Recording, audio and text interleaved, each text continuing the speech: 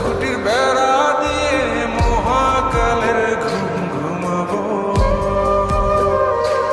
আমি মাটির একান ঘর বানাবো, খেজুর পাতার ছাউনি দিব, বাঁশের খুঁটির বেড়া দিয়ে মহাকালের ঘুম ঘুমাবো।